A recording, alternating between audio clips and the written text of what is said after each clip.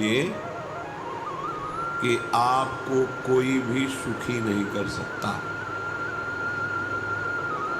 यदि आपको कोई सुखी कर सकता है तो आप हैं। बिल्कुल घनीभूत अर्थात ठोस बात है, इसे समझ लें। यदि आप अपने विचार के द्वारा, विवेक के द्वारा अधर्माचरणों का त्याग करके धर्म पूर्वक जीवन व्यतीत करते हुए भगवान नाम जप करते हैं, तो पूर्व पाप कर्म के अनुसार जब देह रचा गया तो उसमें जो प्रारब्ध दुख सुख का है वो तो आएगा, पर आपको परास्त नहीं कर पाएगा।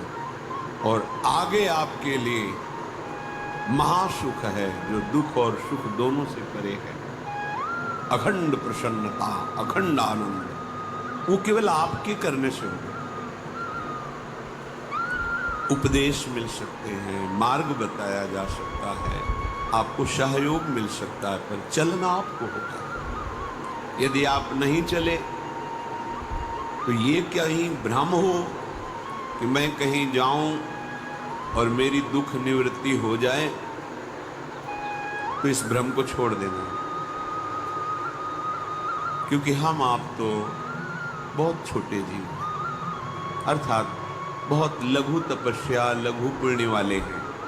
हम उन महापुरुषों की बात करते हैं जिन्होंने आजीवन ऐसा तप संचय किया, फिर भी उनके शरीर में भारी से भारी दुख देखे गए। ये दुख और सुख एक भ्रमात्मक इंद्रजाल है माया का, ना दुख है न सुख है। जैसे जो सपने सिर काटे कोई, बिन जागे दुख दूर न होई। ऐसे स्वप्न में तुम चक्रवर्ती सम्राट बन जाओ तो जगने पर तुम थोड़ी रहोगे, तुम जो हो वही हो। हम भगवान के चिदानंद अंश हैं। ये भूल कर हम अपने को स्त्री पुरुष, अच्छा बुरा, धनी निर्धन, दुखी सुखी आदि बहुत सा प्रपंच है, इसे हम अपने दिमाग में बैठा लिया।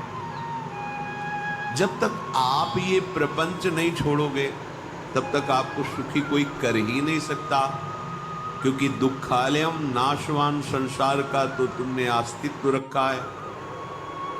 अगर ये किसी के दूर करने से होता तो स्वयं जगत गुरु परब्रह्म परमात्म तत्व भगवान श्री कृष्ण सामने हैं और अर्जुन को कह रहे हैं, मात्रा स्पर्शास्तु कौन्तेय शीतोष्ण सुख दुखदा आगमा पायनो अनित्यास्तास्तितिक्षस्व भारत।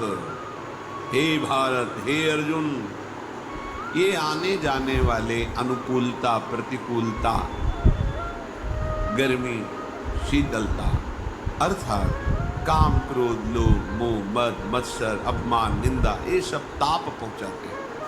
अनुकूलता सम्मान यश कीर्ति धन वैभव, मानी हुई मान्यता, ये सब शीतलता पहुंचाते हैं।